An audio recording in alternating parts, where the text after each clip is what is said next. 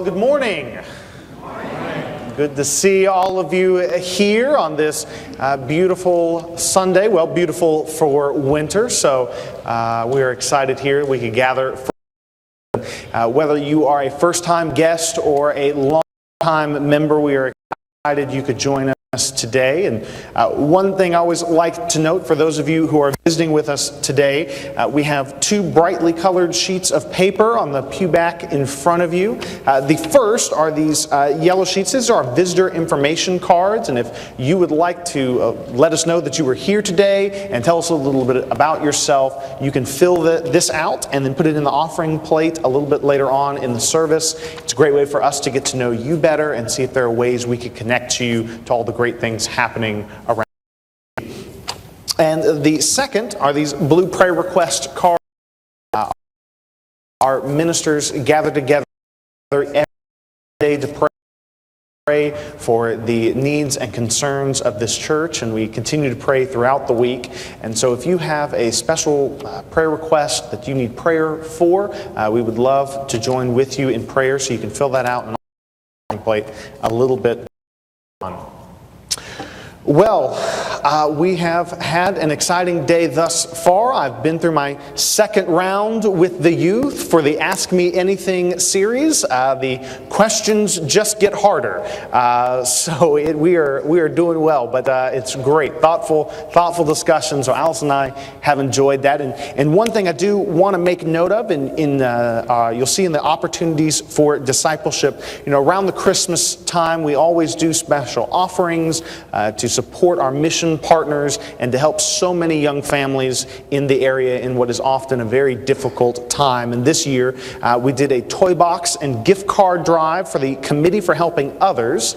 And through your work and service, we were able to help 441 children this winter. We collected about 180 new toys and $775 in gift cards. A wonderful, wonderful thing. This all went to help families, and CHO was incredibly grateful to that. So it's always wonderful when we as a church can gather together to help our community and to spread the love of Christ, most importantly in the Christmas season and throughout the year. So a wonderful, wonderful thing for us to celebrate.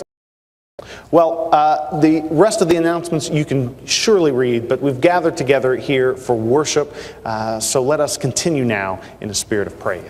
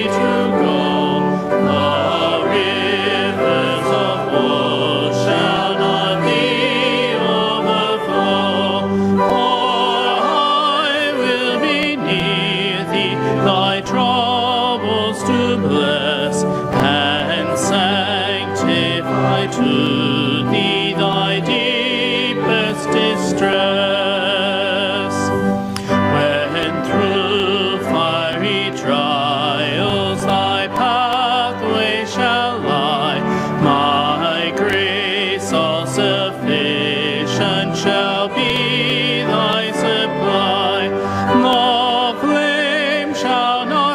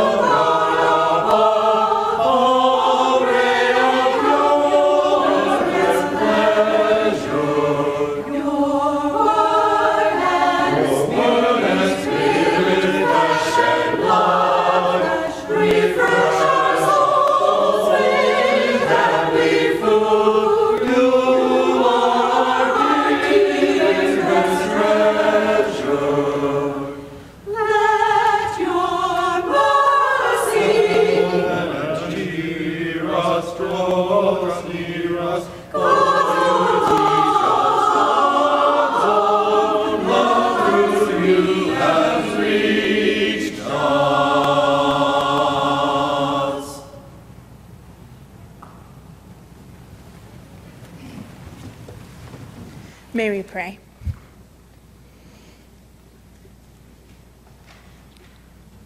Our gracious, eternal God, we thank you that Jesus' call to his disciples came in such an uneventful way.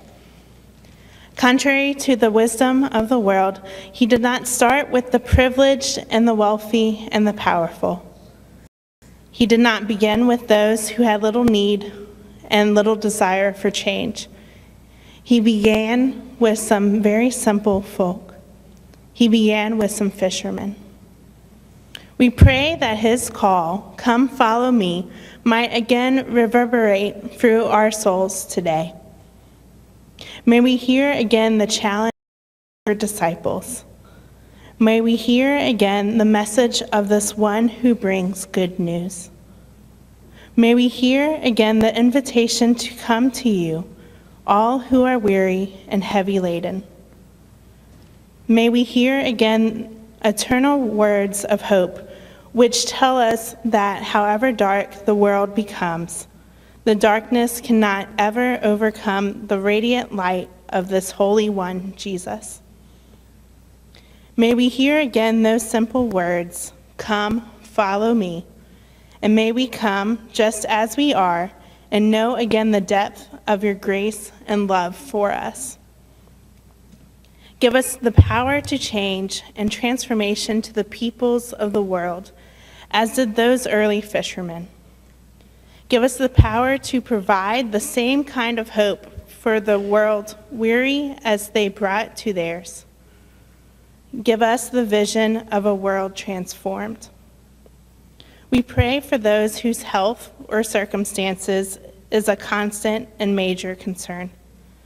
Be especially with those who feel that they have no hope of ever feeling totally well again. For those, we ask that you give courage for the frustrating obstacles of life. We give thanks that you are still a calling God who calls always to dangerous new places. We pray enough of your grace and mercy among us that we may be among those who believe your promises enough to respond to your call. As we respond, may we remember the words your Son taught us to pray, saying, "Our Father, who art in heaven, hallowed be thy name. Thy kingdom come, thy will be done, on earth as it is in heaven. Give us this day our daily bread, and forgive us our trespasses, as we forgive those who trespass against us. And lead us not into temptation, but deliver us from evil. For thine is the kingdom, and the power, and the glory forever. Amen."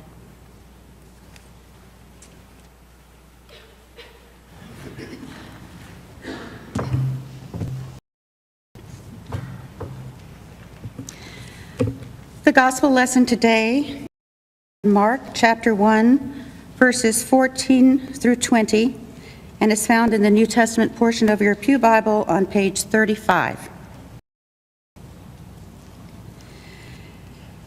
Now, after John was arrested, Jesus came to Galilee, proclaiming the good news of God, saying, The time is fulfilled, and the kingdom of God has come near. Repent and believe in the good news." As Jesus passed along the Sea of Galilee, he saw Simon and his brother Andrew casting a net into the lake, for they were fishermen.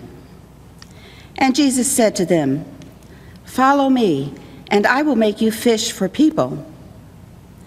And immediately they left their nets and followed him.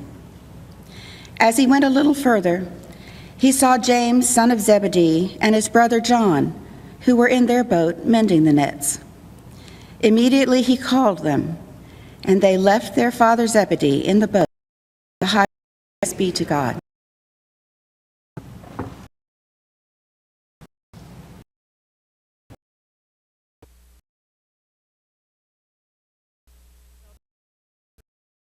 And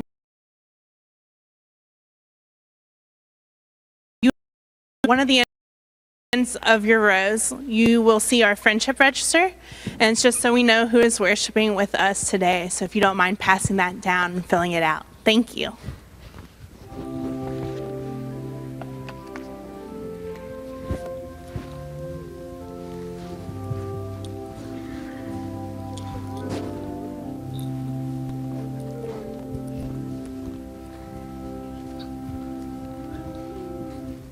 Well, good morning. We just heard our gospel this morning.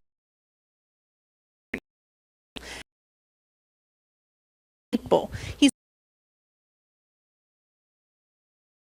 a part of, and because you is news, come help me. Fishers of people, and to stop being fishers of fish. It wasn't something to add to their list of things to do, but he's calling them to be something different, this new identity, this new way of life, to fish for people. I wonder, what does Jesus mean by fishers of people? What does that mean for the disciples? Max? I don't know. Okay, it's good. And there's no right answer. It's just, what do you think? What does it mean to be a fisher of people? Michaela? To help Jesus believe in God and Yeah, to help, kind of like we said, to help invite, to tell them about Jesus. Any other ideas? like to fish to help people like learn about God. Alex, I'll come to you. You can be like friends with other people. And so this is that call to be fishers of people, to help people know Jesus and know God's love for them. And Alex, I think you're right. Part of it is to be a friend to them. And so I wonder also, we know from this story that disciples, the people he's asking to follow them, they follow Jesus. What do you think made them want to follow Jesus, to leave the fish nets and all that behind? And why were they so interested in Jesus to follow him? Because he's like a miracle worker. So they wouldn't have totally seen the signs yet. They might have heard some stories. Maybe something has been done before that. But yes, they're hearing this news about Jesus. Any other ideas? Why would they leave everything and become a follower of Jesus, to be fishers of people? It's a big question. Because they know, because he can tell them they know that like he knows the right way, so then he can teach them how to know the right way. So kind of hearing those words, like I was saying, I think you're hitting on it, where they're being invited to this different way of life, and wouldn't have been invited to a lot of parties or a lot of big events. So this was big news for them, and I think it was a different word, and so they wanted to follow. And do you know that just as they're called to fish for people and to be disciples, we are given that same call. Jesus still invites us to follow and to learn from Jesus, to learn what Jesus does, and to be the same way, and to tell other people and show other people God's love, and to be friends with. That's one way we show that, to tell them. So have this call. Jesus calls us to follow. And I hope this week you will think, what does it mean to be a disciple or a follower of Jesus, to fit? And how can I do that? How can I show God's love for them? Let's pray. God, we thank you that you still call us to follow and to learn from you and to share this great news of the kingdom of God with other people. We pray that we would do this and that we would believe your words and help others to believe. In your name, amen. All right. If you are third grade or below, you can go up to children's worship. The rest can go back to your seats.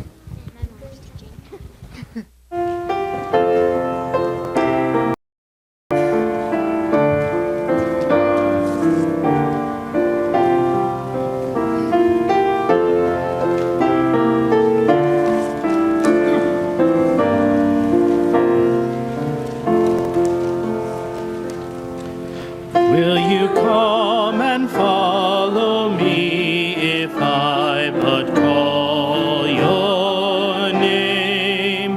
Will you go where you don't know and never be the same? Will you let my love be shown? Will you let my name be known?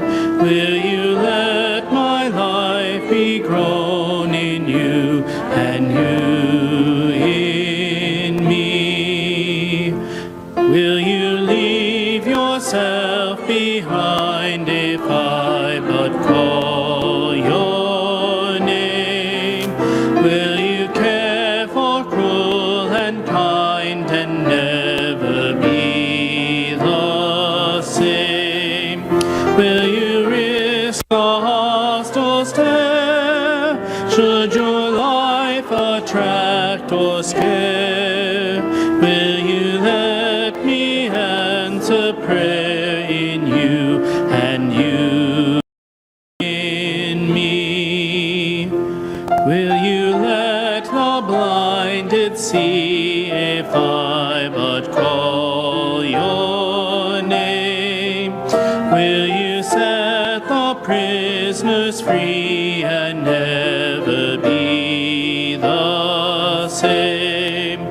Will you kiss the leper clean and do such as is seen and admit to what I mean in you and you in me? Will you love the you hide if I but call your name?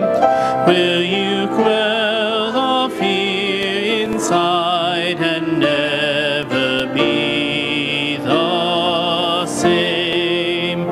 Will you use the faith you found to reshape the world around through my sight and touch and sound in you and you in me? Lord, your summons echoes true when you but call my name. Let me turn and follow you and never be the same. In your company I'll go where your love and footsteps show. Thus I'll move and live and grow in you and you in me.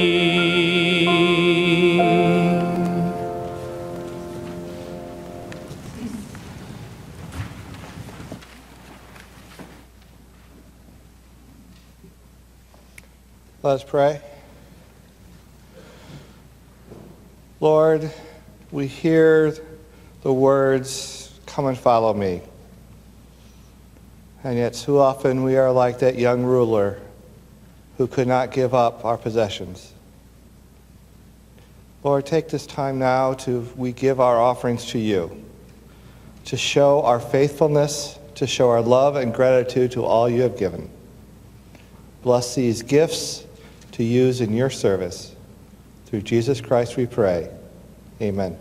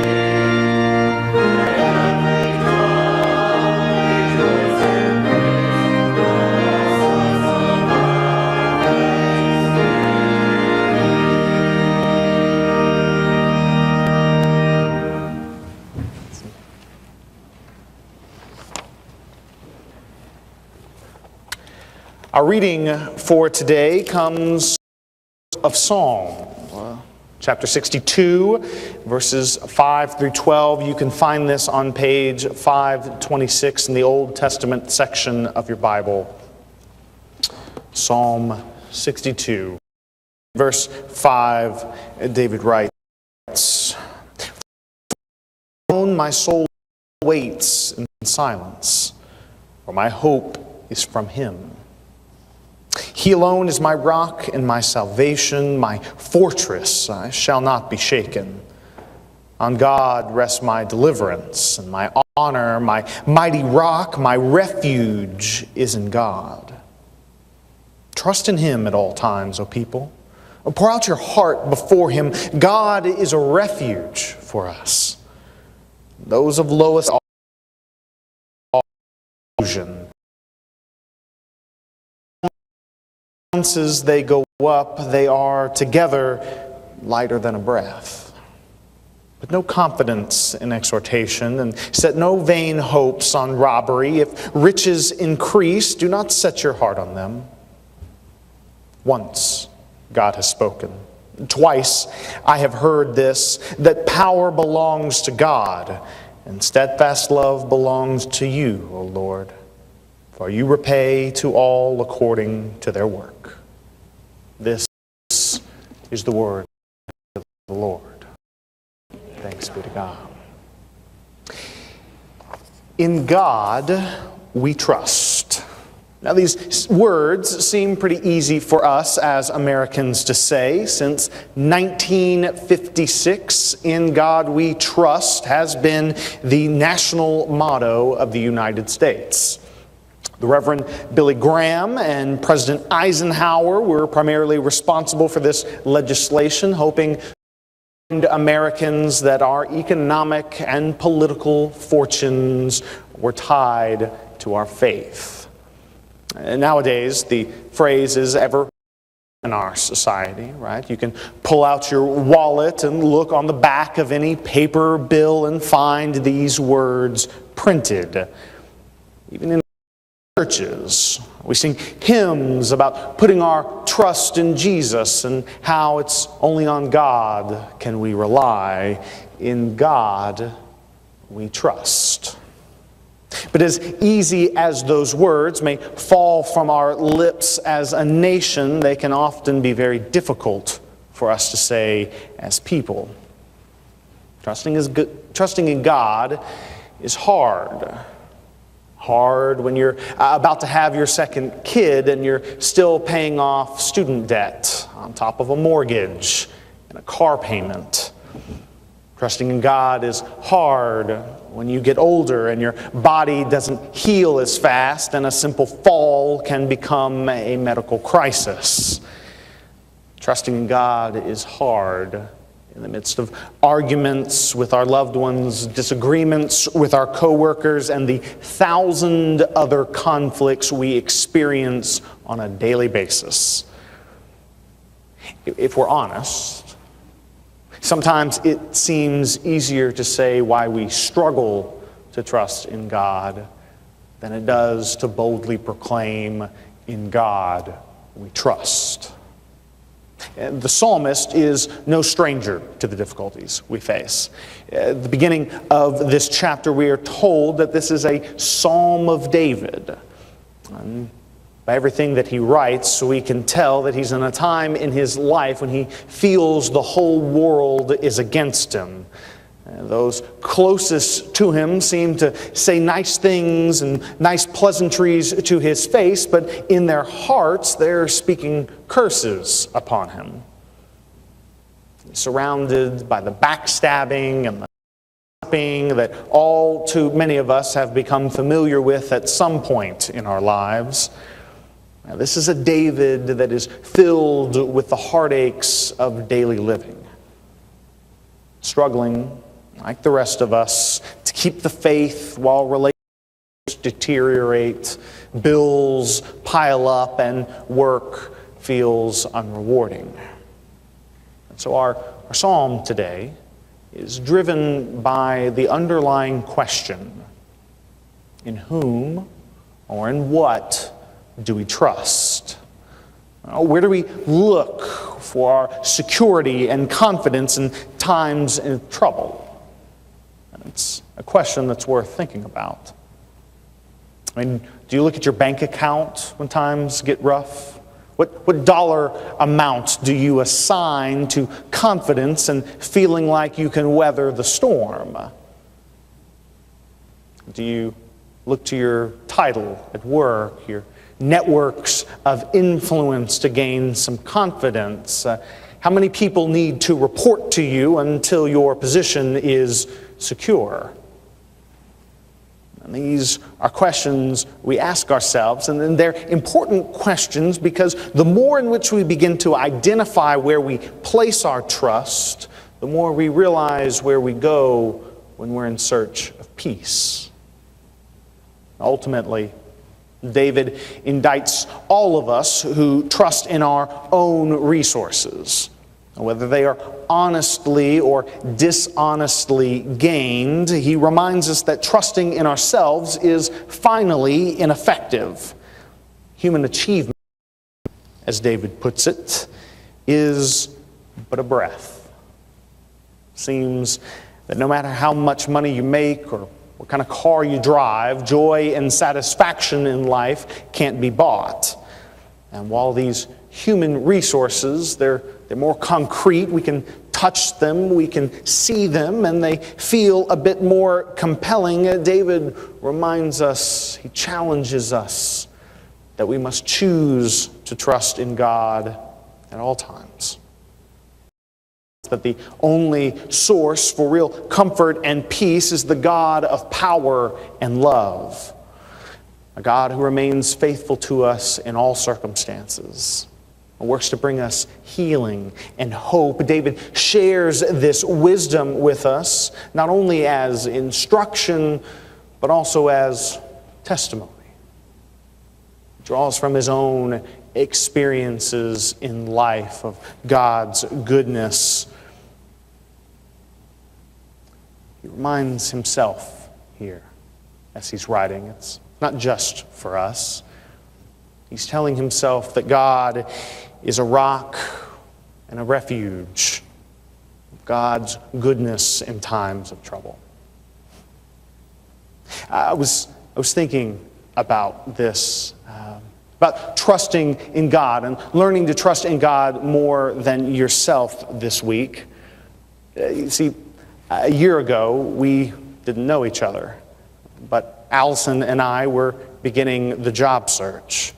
And so because of that, we were in a stage in our life when we were talking about our hopes and our dreams.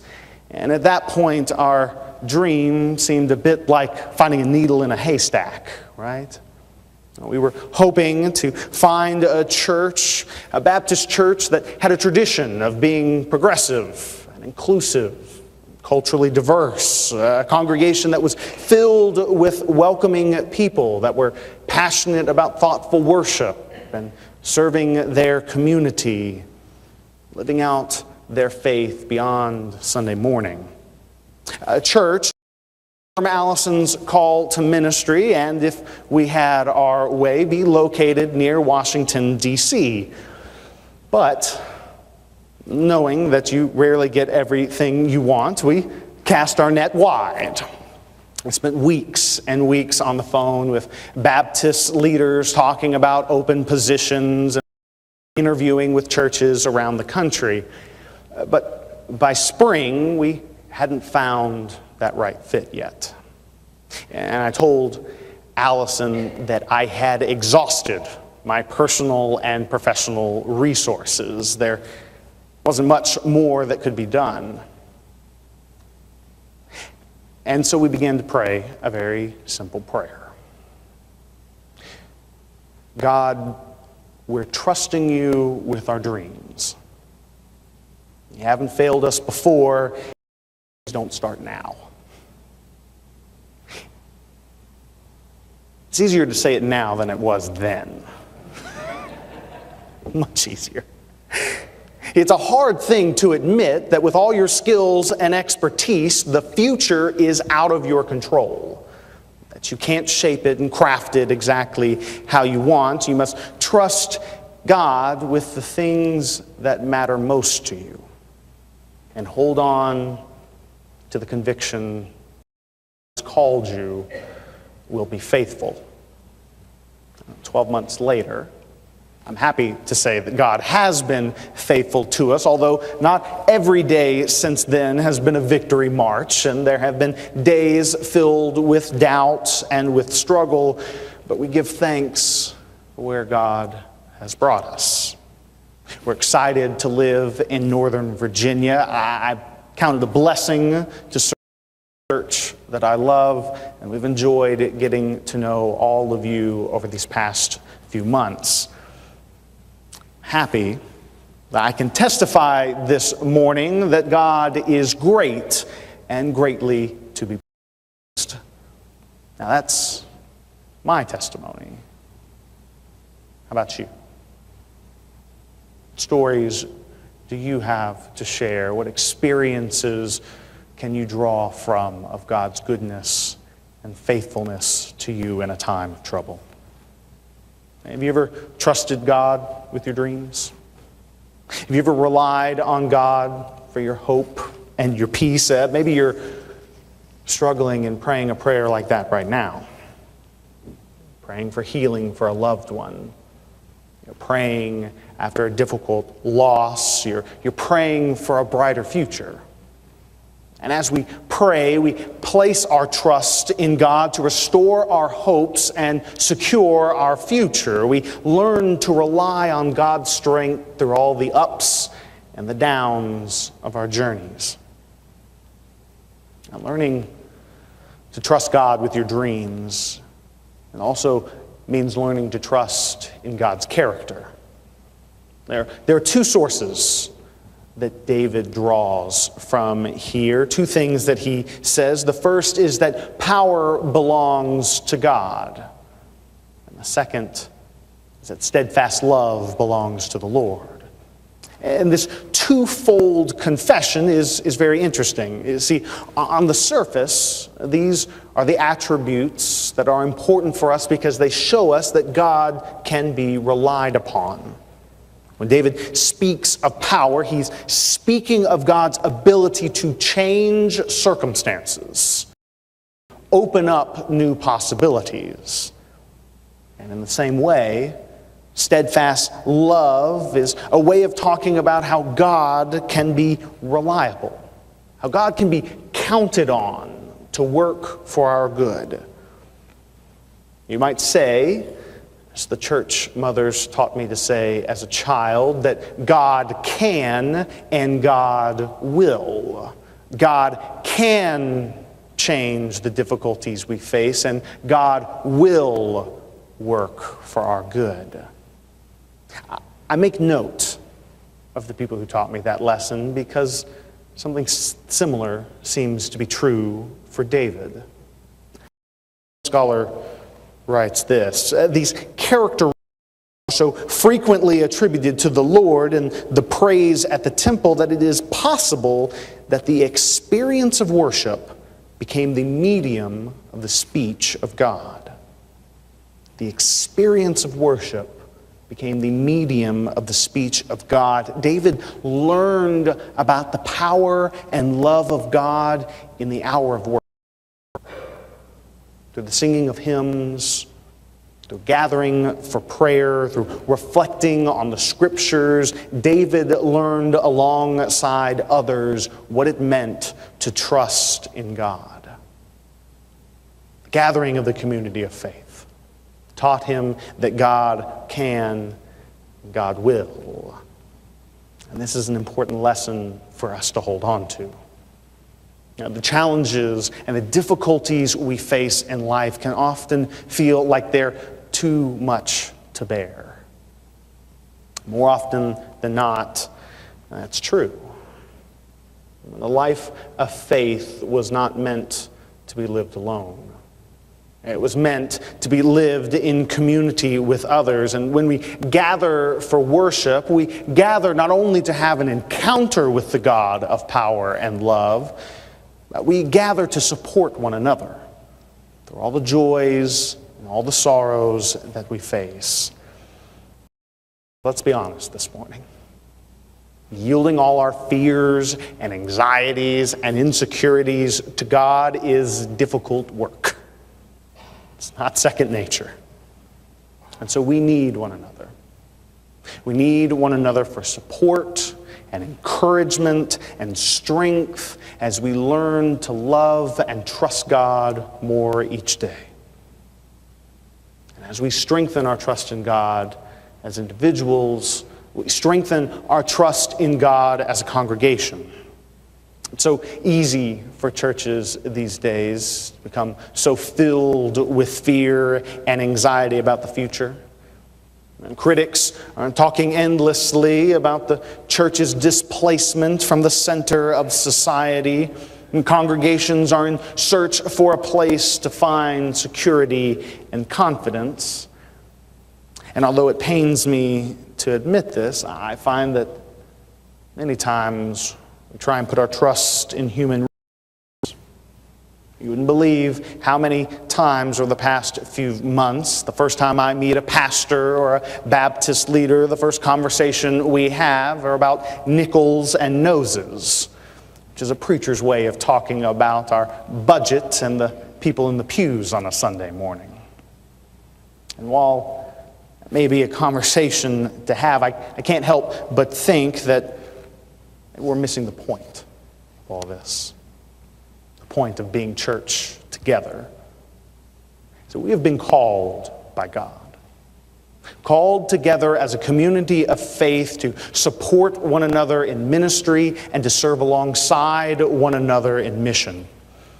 God has given us the dream to be a unique church in Northern Virginia. A church where people from all different backgrounds and political beliefs can gather together to wrestle with life's difficult questions in a safe space. A place where you will be welcome to come just as you are. A church where everyone, young and old, can bring their gifts, their talents, and resources to make a difference in this world. A place where we go out to preach the good news of God's grace, Christ's mercy, and the Spirit's love to all people. This has been the dream of our church for over 50 years. And today, we're invited to ask ourselves by David, who do you trust with your dreams?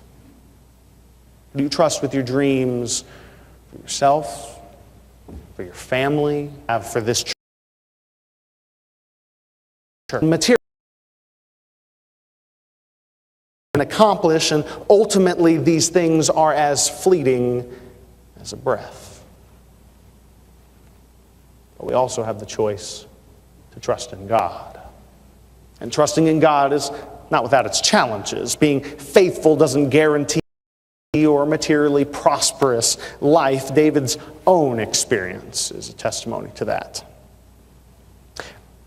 But trusting God does mean that we will experience and wholeness even in the midst of life's challenges. Discover a community of faith that will support us and care for us as we learn to love and trust the Lord.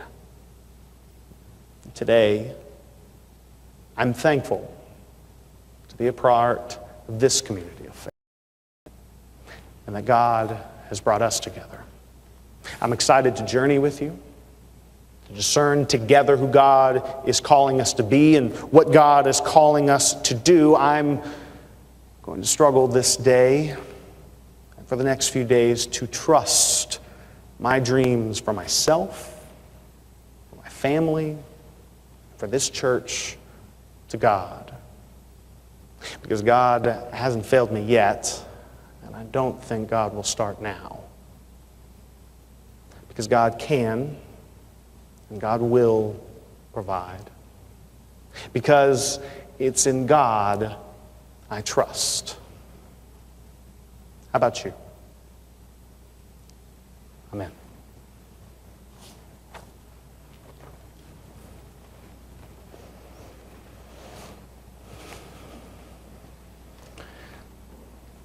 David's psalm moves from an acknowledgement of the challenges he faces to an honest confession of the hope he has in God. It's a journey of trust and faith that we're all invited on, no matter what stage of life you came in through these doors with. Whether you came filled with joy or filled with sorrow, we're here invited to encounter the living God, the God of all hope and trust and faithfulness, of power and steadfast love. And so today, if you're here and you feel that it's time to make public a decision of faith, a decision of trust, whether that's to trust your life to Jesus for the first time, to renew a faith journey, or to trust your life and your family to this congregation, that together we might love and support one another. We'd celebrate your decision. I'd welcome you down here as we stand and sing this, our final hymn.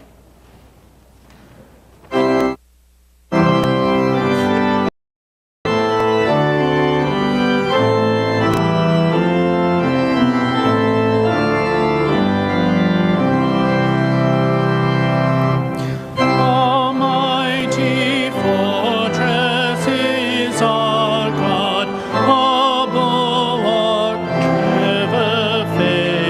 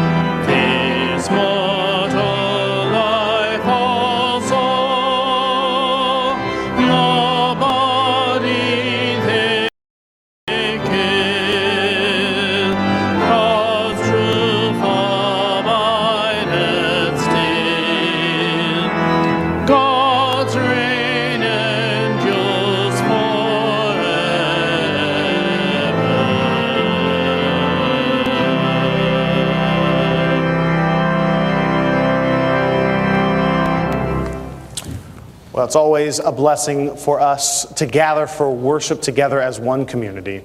We enter and we depart to serve. So may you receive now this closing blessing. Go in peace. And as you go, may you put your trust in the God to whom power belongs and steadfast love.